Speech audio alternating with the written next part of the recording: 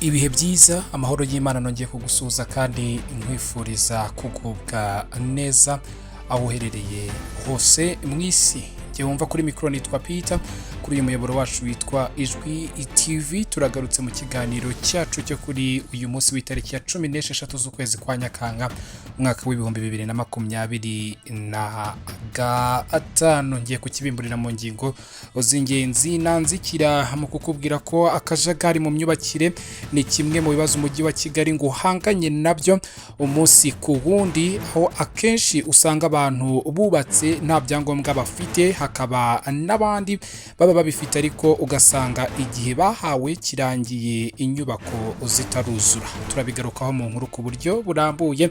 Ndaza kukubwira kandi ko mu Rwanda urwego rw'igihugu rushinzwe uburezi bw'ibanze, uru ni Rwanda Education Board mu magambo y'impine barwita REB, rwatangaje ko rwakoze amavugurura atandukanye mu burezi, arimo uko kuva mu mwaka w'amashuri utaha w'ibihumbi 2025-2026 abanyeshuri biga mu mashuri abanza n'ayisumbuye bazajya batangira amasomo saa 2 za mu gitondo aho kuba saa 3 nk'uko byari isanzwe. Izi mpinduka rero twizera ko ziza gutanga umusaruro mu burezi bwo mu gihugu cy'u Rwanda.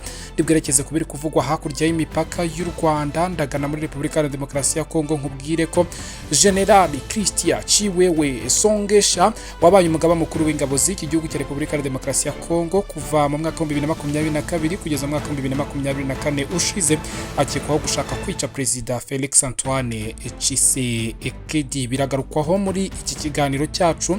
Ibi nabyo ndaza kukubwira kandi ko umubiri wa Perezida Muhammadu Buhari wayoboye igihugu cya Nigeria uherutse kwitabira Imana mu gihugu cy'Ubwongereza wagaruwe muri iki gihugu cyo mu burengerazuba bwa Afurika nyuma y'iminsi 2 uyu musaza yitabye Imana ku myaka 82. Turi bubigarukeho nabyo mu zindi nkuru za hano muri Afrika. Ndibuve muri Afrika kandi nyuma y'izindi nkuru zitandukanye na gutegurira nazo ndibukugezeho nge hakurya y'imipaka cyane y'uyu mugabane. Ndajya ibwota amasimbi mu Burayi nkubwire ko President Emmanuel Jean-Michel Macron arimo aravuga ko asaba ko hongerwa ingengo y'imari y'igisirikare, avuga ko igihugu cye gikeneye kongera imbaraga mu ngamba z'intwaro nyuma y'intambara y'Uburusiya n'igihugu cya Ukraine. Bakomeje rero kwikeka amababa. Turaza guca no muri Leta Zunze Ubumwe za Amerika, tuze no kugera no mu Bushinwa, aho mu Bushinwa ndibukubwire ko Minisiteri y'Ububanyi n'Amahanga y'iki gihugu iri kunenga bikomeye igitekerezo cya Leta Zunze Ubumwe za Amerika cyo kuzamurira imisoro ku bihugu bigirana ubuhahirane n'Uburusiya hagamijwe kubuca intege no gutuma amasezerano y'amahoro agerwaho vuba hamwe n'igihugu cya Ukraine, kugira ngo intambara ihamaze imyaka igiye kuzura 3 ibashe kuba yahagarara. Ibi n'ibindi bitandukanye naguteguriye muri iki kiganiro ndabikugezaho mu kanya gatoya nyuma y'aka karuhuko gatoya gakurikira.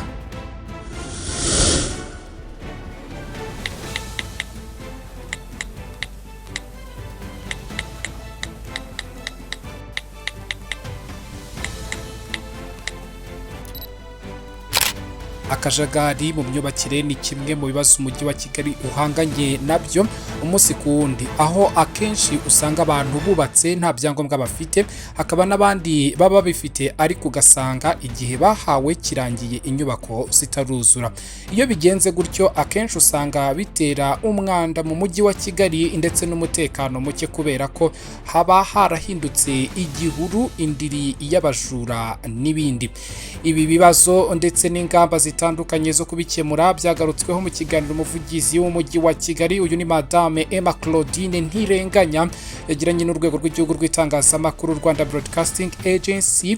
Zimwe mu ngingo zagarutsweho zituma mu myubakire hakomeje kugaragaramo akajagari harimo ko abantu basigaye bakora amakosa yo kubakira ku ruhushya rw'undi muntu.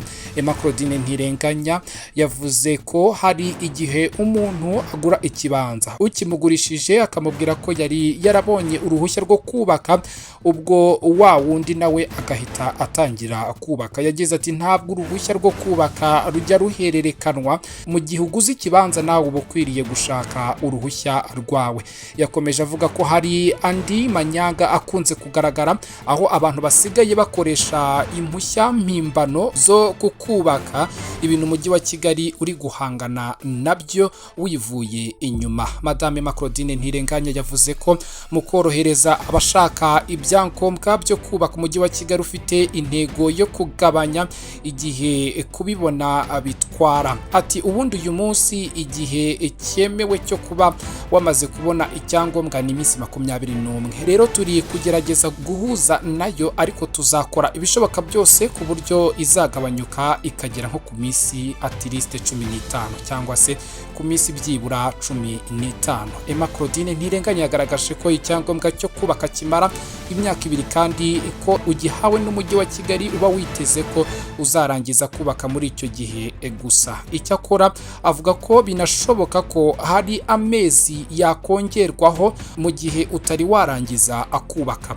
Yagaragaje ko iyo uwubaka atangiye imirimo ntabashe kuyisoza, akenshi usanga izo nyubako ziteza umutekano muke ndetse n'isuku nke ku bantu bahaturiye, ari nayo mpamvu izo nyubako zimaze igihe zitari zasozwa kubakwa zigiye kuzajya zisenywa. Ati iyo wubatse inzu ukayisiga utayirangije hagashira umwaka urenze 1, 2 cyangwa 3, icyambere kubera kunyagirwa itangira gusaza ku buryo hari nizo tubona uyu munsi zishaje burundu, udashobora kwemererwa kongera kuzubaka, ahubwo zigomba gusenywa kandi zarashyizweho amafaranga runaka nayo atari make. Umujyi wa Kigali wiyemeje mu mwaka 2024 gutanga ibyangombwa byo kubaka bikabakaba 30,000, ndetse ubu hagezweho gukoresha ikoranabuhanga mu kubitanga. Ngayo nguko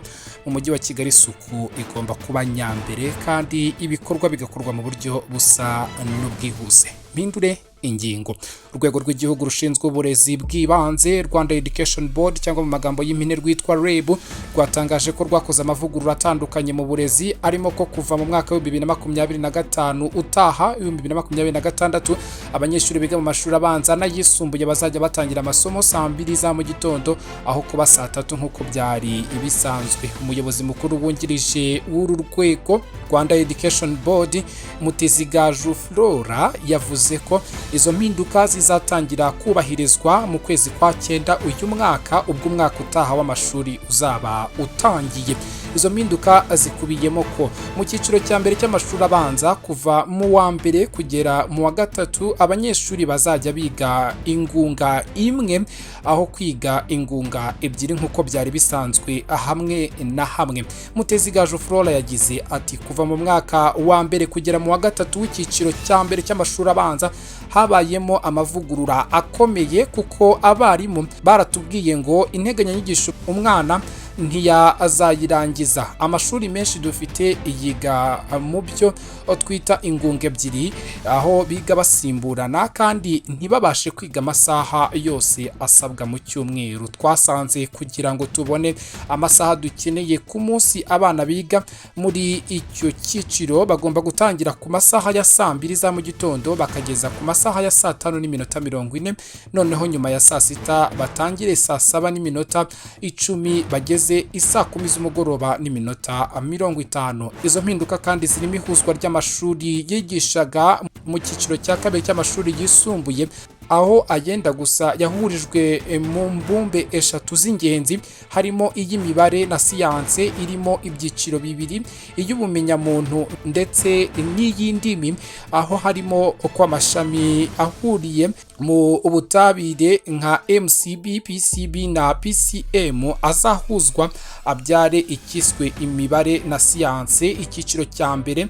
Noneho abigaga amasomo ahuriye ku mibare nka MEG, MCE, MPC na MPG ahuzwe mu kiswe imibare na siyanse icyiciro cya kabiri. Hazahuzwa kandi amashami y'ubumenya muntu azwi nka HIRYA na HLP abe imbumbe yitwe Art and Humanities, mu gihe amasomo y'indimi nayo asanzwe arimo amashami abiri, rimwe ryihariye igifaransa irindi igiswahili, nayo azahuzwa bajye baziga zose uko ari ikinyarwanda, icyongereza, igiswahili ndetse n'igifaransa. Izo mpinduka kandi ziteganya ko mu cyiciro cya kabiri cy'amashuri yisumbuye nibura buri ikigo cy'ishuri cyagira amashami abiri kugira ngo bizanatume abarimu bashobora kujya aboherezwa ahari amasomo ajyanye n'ibyo bari basanzwe bigisha.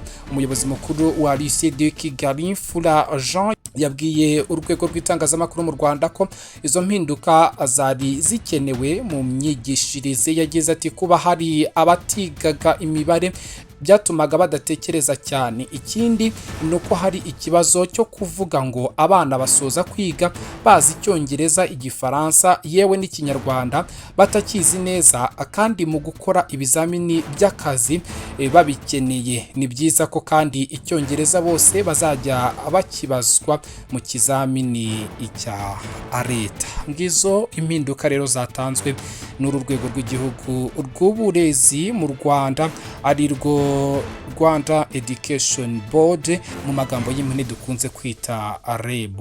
Ni impinduka rero nazo zije nyuma y'izindi zagiye zigarukwaho. Ngiye kwerekeza hakurya y'imipaka y'u Rwanda, ndaza kubera mu karere k'ibiyaga bigari, hanyuma nerekeze ahandi muri Afrika tubisoreze ku ruhando mpuzamahanga. Reka nitse gatoya nsome ku mazi ingaruke tubibimburira muri aka karere k'ibiyaga bigari.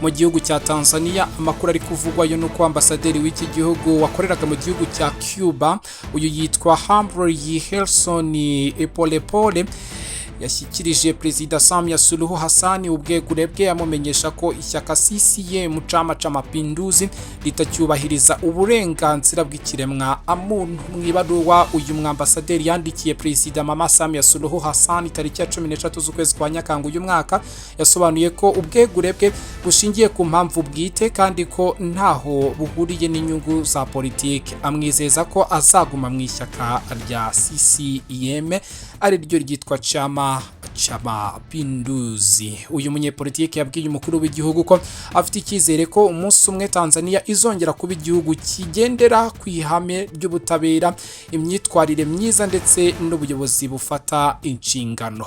Umuyobozi ushinzwe ingengabitekerezo ya CCM kumenyesha ibikorwa ndetse n'amahugurwa, Amos Makala, yatangaje ko ibikubiye mu ibaruwa ya Polepole, uyu munyepolitiki wari ambasaderi wa Tanzania muri Cuba, ari ibitekerezo bye bwite, ariko ko igishimishije cyane ari uko yavuze ko azaguma muri iri ishyaka.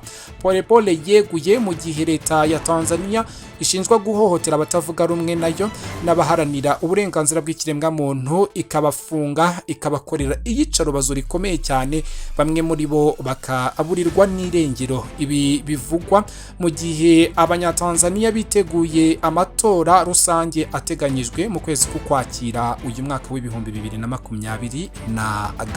Ngayo nguko nibiri kuvugwa muri Tanzania. Mve muri iki gihugu nerekeze mu kindi gihugu cy'abaturanyi b'u Rwanda, nabo ni muri aka karere k'ibiyaga bigari, ni muri Repubulika ya Demokarasi ya Kongo. General Christian Tshiwewe Songesha wabaye umugaba mukuru w'ingabo za Repubulika ya Demokarasi ya Kongo kuva mu mwaka wa 2022 kugeza mu mwaka wa 2024, akekwaho gushaka kwica perezida w'iki gihugu, Perezida Felix Antoine Tshisekedi Tshilombo. Kuva mu cyumweru gishize havuzwe inkuru zitabwa muri yombi ry'abantu bakorana bya hafi n'uyu mu General Christian Tshiwewe usigaye ari umujyanama wa perezida mu bikorwa bya gisirikare, barimo General Major Maurice Nyembo, Lieutenant Colonel Adelt Mwiza ndetse n'abarinzi be. Umunyamabanga mukuru w'ishyaka rya UDPS riri ku butegetsi bwa Felix Antoine Tshisekedi Augustin Kabuya ku itariki ya 15 z'uku kwezi kwa Nyakanga n'ejo hashize yahishuriye abanyamuryango baryo ko General Christian Tshiwewe akekwaho gushaka kwica umukuru w'igihugu. Bwana Kabuya yagize ati ntabwo abantu babona uburemere bw'iki kibazo, umuntu akicara nyuma yo kuganira nabo hafi ye bakiga uko bakwica umuntu, umubyeyi, sekuru w'abana n'umuntu wa mbere mu gihugu, abantu bakumva ako atabazwa. Ni ikibazo yibazaga. Uyu munyapolitike uri mu bizerwa ba Perezida Felix Antoine Tshisekedi Tshilombo yavuze ko ubwo General Tshiwewe yahatwaga ibibazo atigeze ahakana kugira umugambi wo kwica umukuru w'igihugu. Ati abantu bashyira mu gaciro bazi ikibi yakoze kandi nawe ubwe ntabihakana. Bivuze ko yicaye aravuga ngo agiye kumwica. Ubwo General Christian Tshiwewe Songesha yari umugaba mukuru w'ingabo yumvikanye kenshi yihanangiriza abasirikare bagambanira igihugu na Perezida wa Repubulika y'iki gihugu Felix Antoine Tshisekedi Tshilombo mu gihe ihuriro AFC 23 ryari rikomeje gufata ibice byinshi mu burasirazuba bw'iki gihugu cya Repubulika Iharanira Demokarasi ya Kongo. Yigeze kujya mu rusengero rw'itorero Église de l'Éveil du Congo abwira abakristo ko adashobora kugambanira Imana ndetse na Perezida wa Repubulika na Demokarasi ya Kongo. Ngayo nguko muri iki gihugu rero reka mpite mpava nerekeze ahandi muri Afrika, nge muri Nigeria. Umubiri cyangwa se umurambo wa Muhammadu Buhari wayoboye iki gihugu cya Nigeria uherutse kwitaba Imana aguye mu gihugu cy'Ubwongereza wagaruwe muri iki gihugu cyo mu burengerazuba bwa Afrika nyuma y'iminsi ibiri. Uyu musaza yitabye Imana ku myaka 82 yarakuze rwose kandi yakoreye igihugu. Wakiriwe na Perezida Bola Ahmed Tinubu wamusimbuye, wakirwa ku kibuga cy'indege cyo mu ntara ya Katsina yo mu majyaruguru ya Nigeria. Mu bari baje kwakira kandi barimo Perezida Umaro Sisoko Embalo wa Guinea Bissau, Muhammadu Yusufu wayoboye Nigeria na Vice Perezida wa Nigeria Yemi Osinbajo. Biteganyijwe ko azashyingurwa mu rugo ruherereye mu birometero 80 uvuye ku kibuga cy'indege cya Katsina ahazwi nka Douala. Mu rugo rw'uyu mugabo waguye mu bitaro by'i Londres hari huzuye abantu benshi bari mu kiriyo mu gihe bari bategereje ko umubiri we cyangwa se umurambo we ugarurwa mu gihugu. Guverinoma ya Nigeria yari yagize uyu munsi wo kuwa kabiri tariki ya 15 z'ukwezi kwa Nyakanga umunsi w'ikiruhuko mu buryo bwo guha icyubahiro uyu wahoze ayobora iki gihugu cya Nigeria, Bwana Muhammadu Buhari. Bivugwa ko Muhammadu Buhari azashyingurwa ku itariki ya 21 z'uku kwezi kwa Nyakanga. Buhari yabaye perezida wa mbere muri Nigeria atsinze amatora wari uri ku butegetsi ubwo yatorwaga mu mwaka wa 2015. Yayoboye Nigeria kugeza mu mwaka wa 2023. Yayoboye iki gihugu mu bihe bikomeye by'ubukungu bubi cyane ndetse no mu rugamba rukomeye rwo guhangana n'iterabwoba, nubwo rwose yabihagazemo kigabo. Umwe mu bo yatsinze mu matora, Goodluck Jonathan, yavuze ko Bwana Muhammadu Buhari yari umuntu utikunda ngo yite ku nyungu ze gusa, wahoraga ashaka kuzuza inshingano ze zo guteza imbere abaturage ndetse agakunda igihugu mu buryo buhebuje. Umubiri we wururukijwe mu ndege yamuzanye uriho ibendera ry'iki gihugu cya Nigeria, waruteruwe n'abasirikare bakuru b'amapeti ari hejuru muri iki gihugu. Turakwibutsa ko yanabaye umusirikare ukomeye nawe kuko yari umwe mu basirikare bakoreye iki gihugu cya Nigeria imyaka itari mike. Nkiri muri aka karere ka Afrika y'Iburasirazuba ndakubwira ko Perezida noneho wa Senegal uyu yitwa Bwana Bassirou Diomaye Faye yahakanye kugirana amakimbirane na Minisitiri w'Intebe we Ousmane Sonko uherutse kumwibasira mu bitangazamakuru.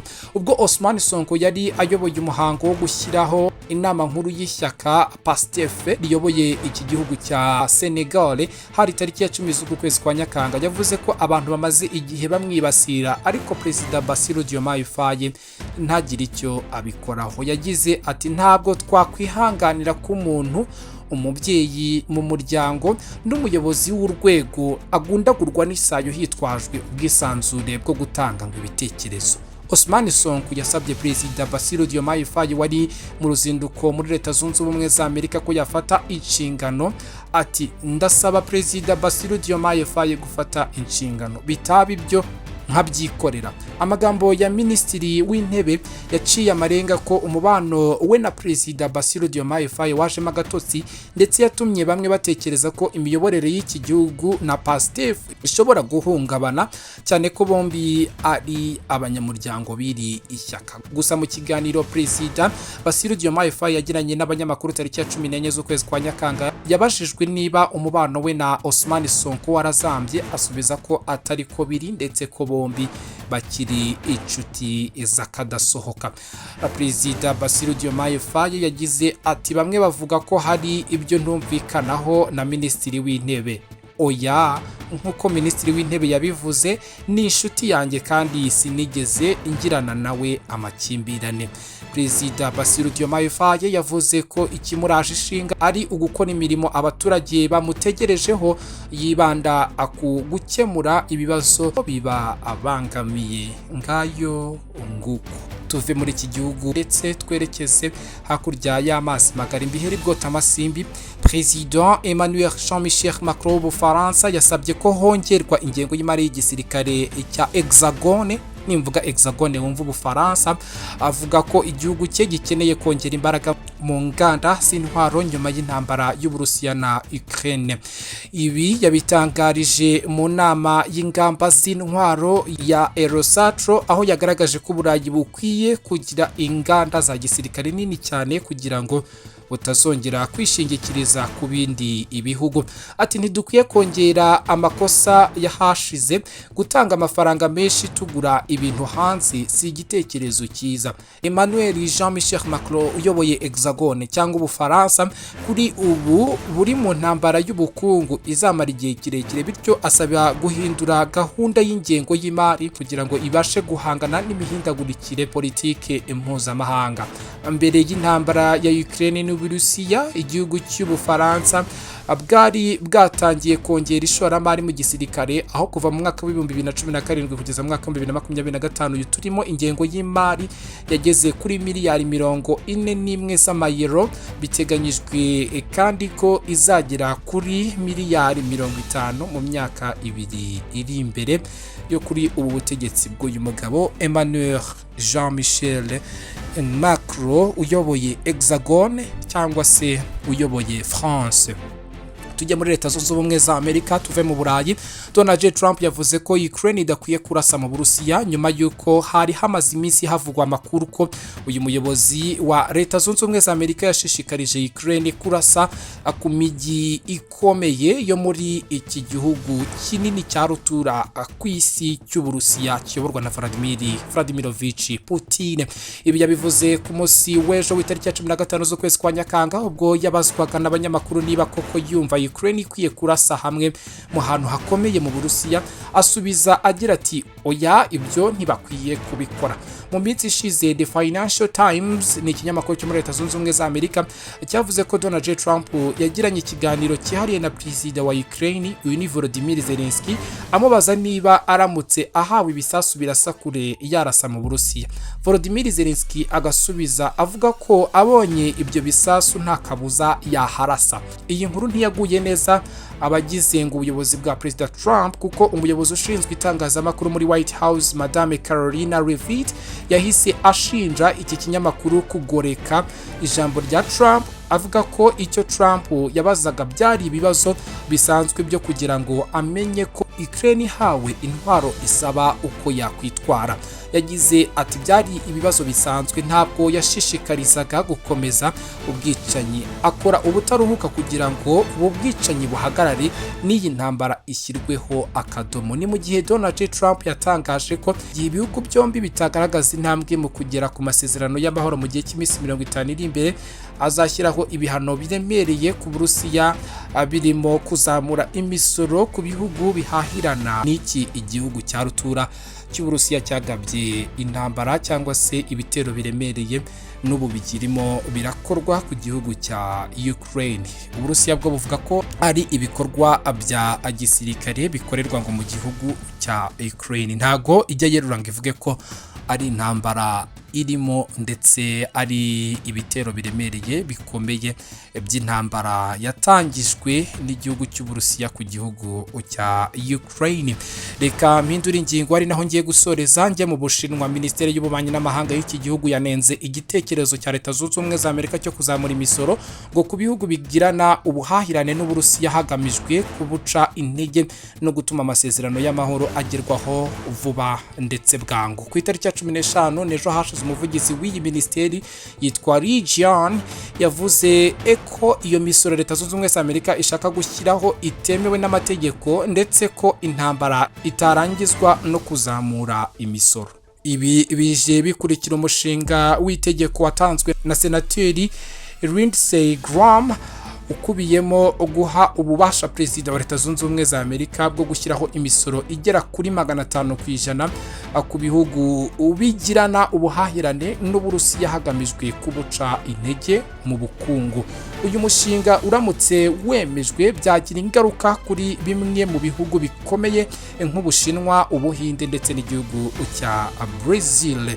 Ni mu gihe kandi ku itariki ya 14 z'uku kwezi Trump yari yagaragaje kutishimira uburyo Uburusiya nta mbaraga buri gushyira mu kurangiza intambara na Ukraine, avuga ko agiye gushyiraho imisoro y'100% ku bihugu bigirana ubuhahirane n'Uburusiya mu gihe amasezerano y'amahoro hagati ya Ukraine n'Uburusiya atagerwaho mu gihe cy'iminsi igeze kuri 50 gusa.